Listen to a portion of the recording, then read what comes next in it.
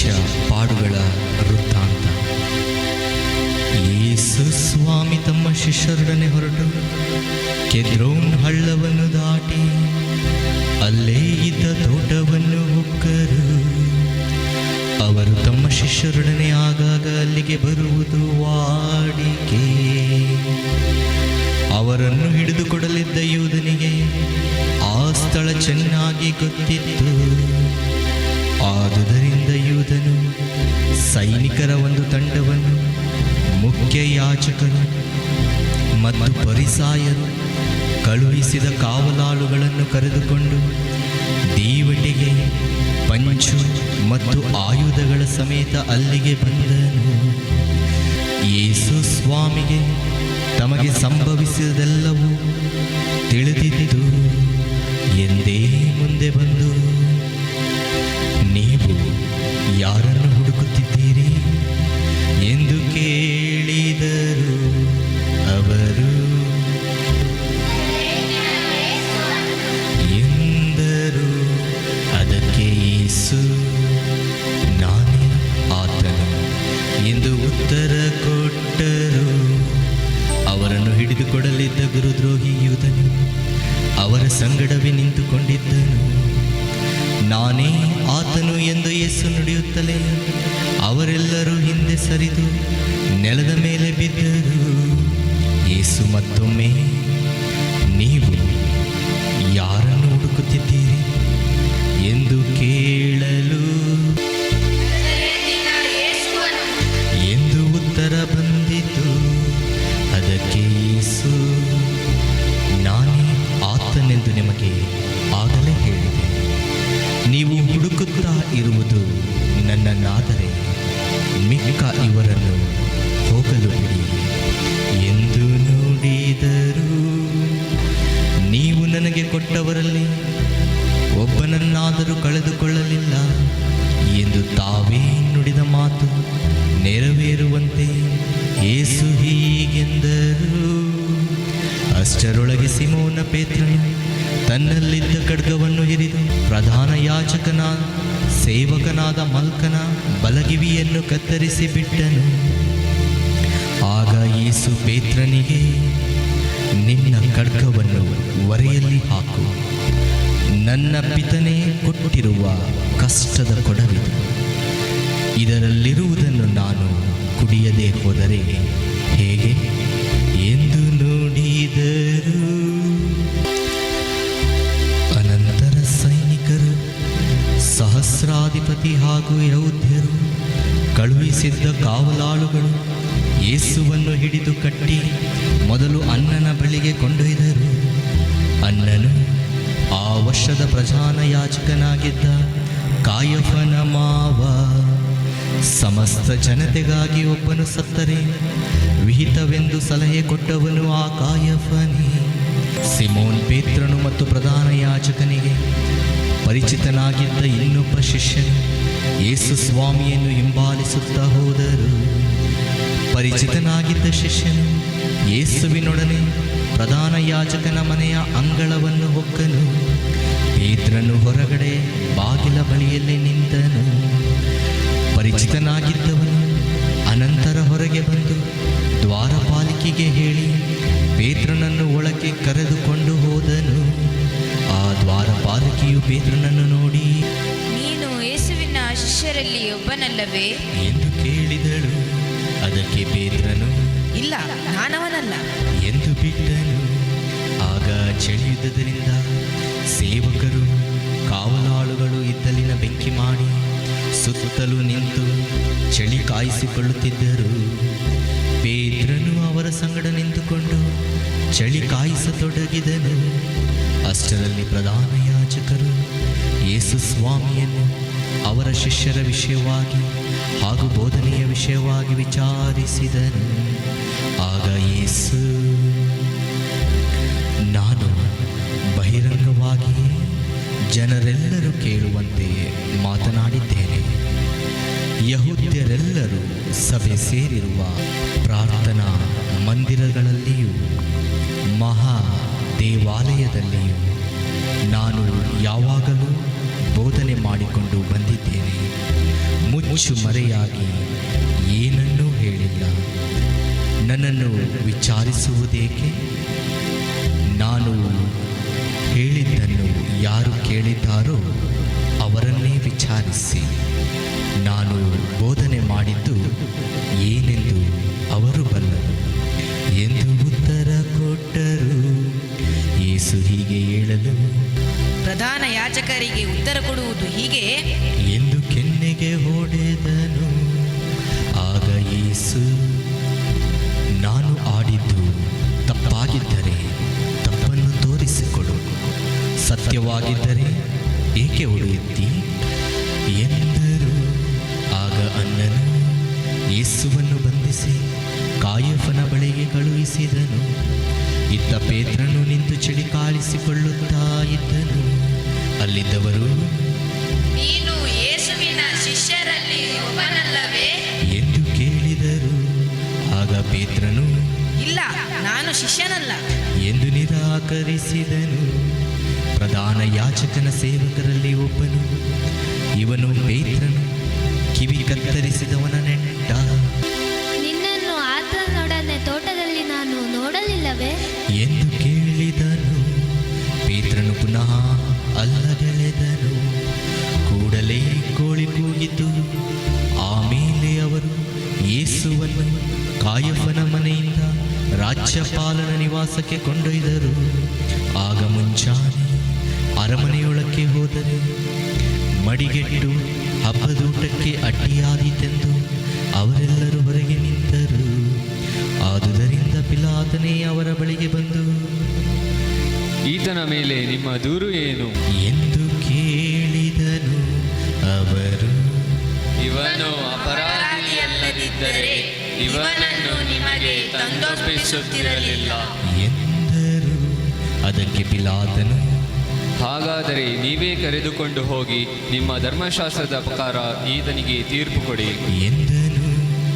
ಯಹೂದ್ಯರು, ಮರಣದಂಡನೆ ವಿಧಿಸುವ ಅಧಿಕಾರ ನಮಗಿಲ್ಲವಲ್ಲ ಎಂದು ಉತ್ತರಿಸಿದರು. ಯೇಸು ತಮಗೆ ಯಾವ ಬಗೆಯ ಮರಣ ಕಾದಿರುವುದೆಂದು ಸೂಚಿಸಿ ಹೇಳಿದ ಮಾತು ಹೀಗೆ ನೆರವೇರುವಂತಾಯಿತು. ಆಗ ಪಿಲಾತನು ಅರಮನೆಯೊಳಕ್ಕೆ ಹೋಗಿ ಯೇಸು ಸ್ವಾಮಿಯನ್ನು ಕರೆಯಿಸಿ, ನೀನು ಯಹೂದ್ಯರ ಅರಸನೋ ಎಂದು ಕೇಳಿದನು. ಅದಕ್ಕೆ ಯೇಸು, ನೀವಾಗಿಯೇ ಇದನ್ನು ಹೇಳುತ್ತಿರುವಿರೋ ಅಥವಾ ಬೇರೆ ಯಾರಾದರೂ ನನ್ನನ್ನು ಕುರಿತು ಹೀಗೆ ಹೇಳಿದರೋ ಎನ್ನಲು ಪಿಲಾತನು, ನಾನೇನು ಯಹೂದ್ಯನೇ? ನಿನ್ನ ಸ್ವಂತ ಜನರು ಮತ್ತು ಮುಖ್ಯ ಯಾಜಕರು ನಿನ್ನನ್ನು ನನ್ನ ಕೈಗೆ ಒಪ್ಪಿಸಿದ್ದಾರೆ. ನೀನು ಏನು ಮಾಡಿದ್ದೀಯಾ ಎಂದು ಕೇಳಿದನು.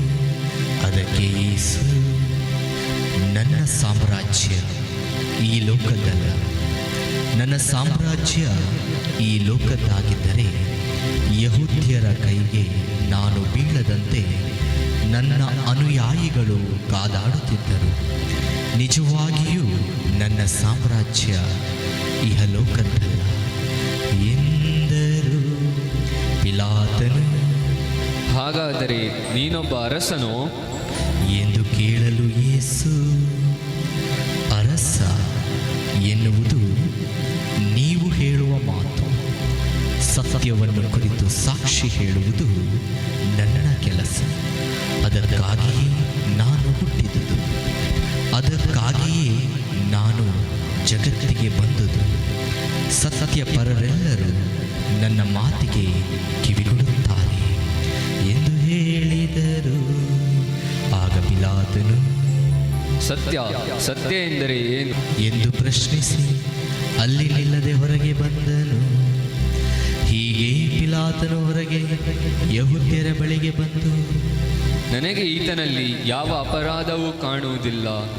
ಪಾಸ್ಕ ಹಬ್ಬದ ಸಂದರ್ಭದಲ್ಲಿ ಒಬ್ಬ ಸೆರೆಯಾಳನ್ನು ಬಿಡುಗಡೆ ಮಾಡುವ ಪದ್ಧತಿ ಇದೆಯಷ್ಟೇ. ಆದುದರಿಂದ ನೀವು ಬಯಸಿದರೆ ಯಹೂದ್ಯರ ಅರಸನನ್ನು ನಾನು ಬಿಡುಗಡೆ ಮಾಡುತ್ತೇನೆ ಎಂದು ಹೇಳಿದನು. ಅದಕ್ಕೆ ಅವರು, ಬೇಡ, ಇವನು ಬೇಡ, ನಮಗೆ ಬರಬ್ಬನನ್ನು ಬಿಟ್ಟುಕೊಡಿ ಎಂದು ಬೊಬ್ಬೆ ಹಾಕಿದರು.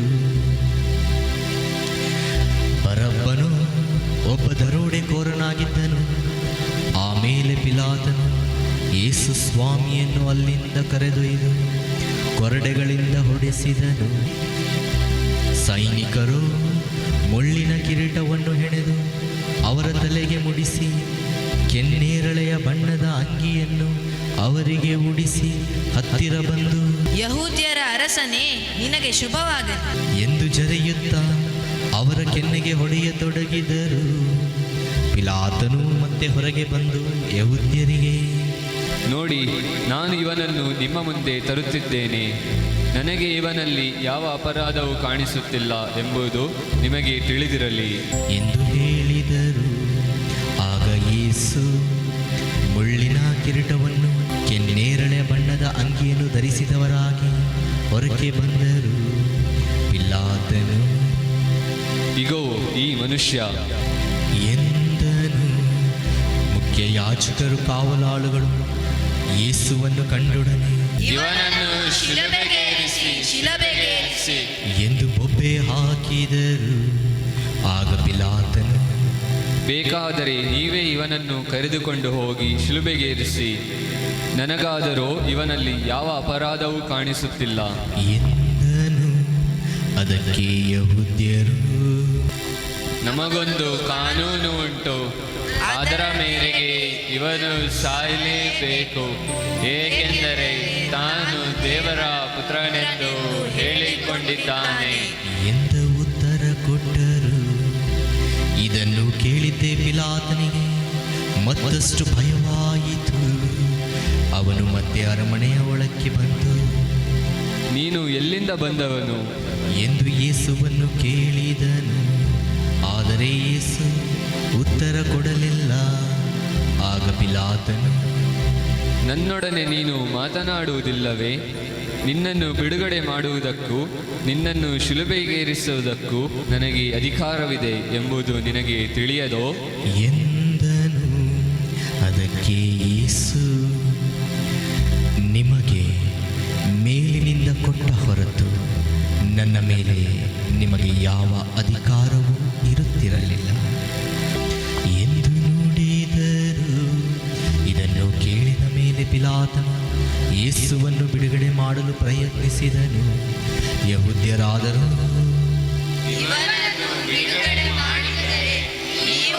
ರೋಮ್ ಚಕ್ರವರ್ತಿಯ ಮಿತ್ರರಲ್ಲ, ತಾನೇ ಅರಸನೆಂದು ಹೇಳಿಕೊಳ್ಳುವ ಇವನು ರೋಮ್ ಚಕ್ರವರ್ತಿಗೆ ಶತ್ರು ಎಂದು ಕೂಗಿಕೊಂಡರು. ಅವರ ಆ ಕೂಗನ್ನು ಕೇಳಿ ಪಿಲಾತನು ಯೇಸುವನ್ನು ಹೊರಗೆ ಕರೆಯಿಸಿದನು. ಹಾಸುಗಲ್ಲು ಎಂಬ ಕಟ್ಟೆಯ ಮೇಲಿದ್ದ ನ್ಯಾಯಪೀಠದ ಮೇಲೆ ಕುಳಿತುಕೊಂಡನು. ಯಹೂದ್ಯರ ಭಾಷೆಯಲ್ಲಿ ಆ ಸ್ಥಳಕ್ಕೆ ಗಬ್ಬಥಾ ಎಂದು ಹೆಸರು. ಅಂದು ಹಬ್ಬದ ಹಿಂದಿನ ದಿನ ಮಧ್ಯಾಹ್ನ 12 ಗಂಟೆ ಇರಬಹುದು. ಪಿಲಾತನು ಯಹೂದ್ಯರನ್ನು ನೋಡಿ, ಇಗೋ ನಿಮ್ಮ ಅರಸನು ಎಂದು ಹೇಳಿದನು. ಅವರಾದರೂ ಕೊಲ್ಲಿರಿ, ಶಿಲುಬೆಗೇರಿಸಿ ಎಂದು ಕಿರುಚಿದರು. ಪಿಲಾತನು, ನಿಮ್ಮ ಅರಸನನ್ನು ಶಿಲುಬೆಗೇರಿಸಲೇ ಎಂದನು. ಅದಕ್ಕೆ ಮುಖ್ಯ ಯಾಜಕರು, ರೋಮ್ ಚಕ್ರವರ್ತಿಯ ಹೊರತು ನಮಗೆ ಬೇರೆ ಅರಸನಿಲ್ಲ ಎಂದು ಉತ್ತರ ಕೊಟ್ಟರು. ಕಡೆಗೆ ಪಿಲಾತನು ಯೇಸುವನ್ನು ಶಿಲುಬೆಗೇರಿಸುವುದಕ್ಕಾಗಿ ಅವರಿಗೆ ಒಪ್ಪಿಸಿಬಿಟ್ಟನು.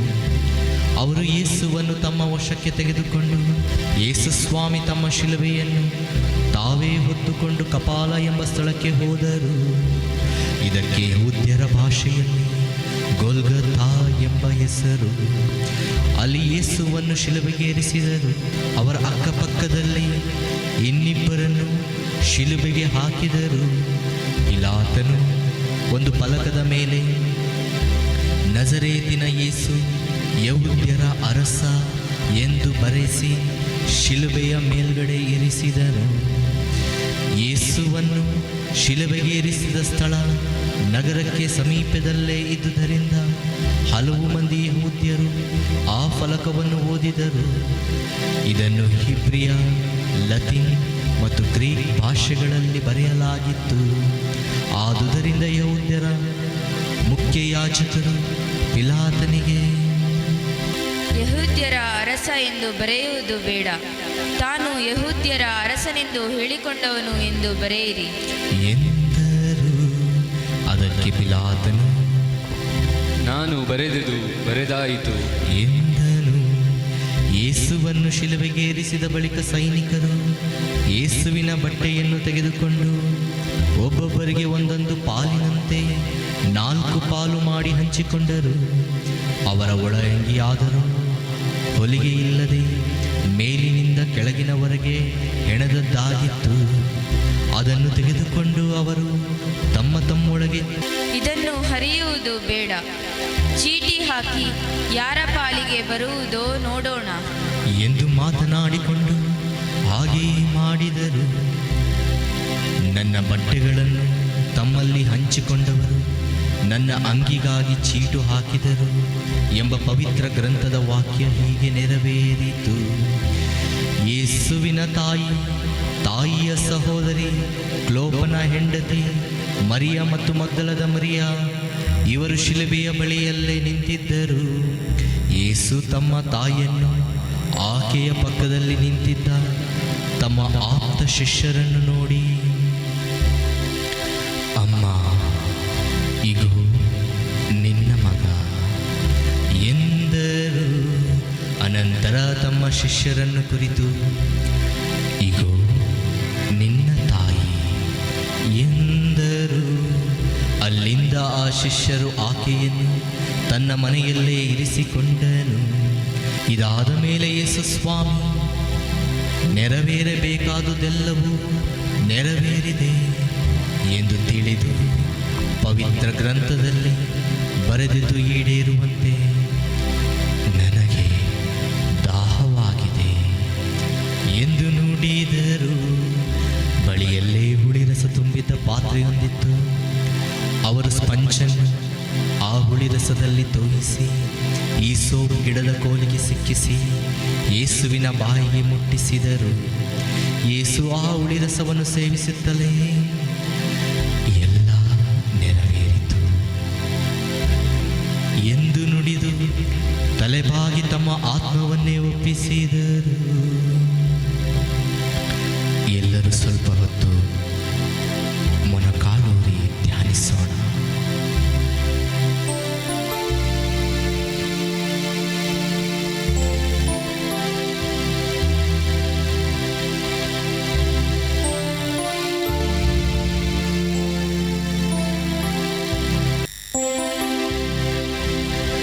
ಅಂದು ಪಾಸ್ಕ ಹಬ್ಬದ ಹಿಂದಿನ ದಿನ, ಮಾರನೇ ದಿನ ಸಬ್ಬತ್ ದಿನವು ದೊಡ್ಡ ಹಬ್ಬವೂ ಆಗಿತ್ತು.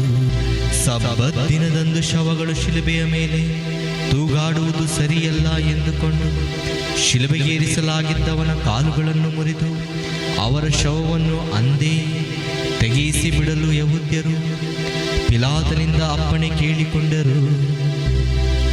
ಅಂತೆಯೇ ಸೈನಿಕರು ಬಂದು ಯೇಸುವಿನೊಡನೆ ಶಿಲುಬೆಗೇರಿಸಲಾಗಿದ್ದ ಮೊದಲನೆಯವನ ಮತ್ತು ಎರಡನೆಯವನ ಕಾಲುಗಳನ್ನು ಮುರಿದರು. ತರುವಾಯ ಯೇಸುವಿನ ಬಳಿಗೆ ಬಂದರು. ಯೇಸು ಆಗಲೇ ಸತ್ತು ಹೋಗಿರುವುದನ್ನು ಕಂಡು ಅವರ ಕಾಲುಗಳನ್ನು ಮುರಿಯಲಿಲ್ಲ. ಆದರೂ ಸೈನಿಕರಲ್ಲಿ ಒಬ್ಬನು ಈಟಿಯಿಂದ ಅವರ ಪಕ್ಕೆಯನ್ನು ತಿವಿದನು. ಕೂಡಲೇ ರಕ್ತವು ನೀರು ಅಲ್ಲಿಂದ ಹೊರಗೆ ಹರಿದು ಬಂದವು.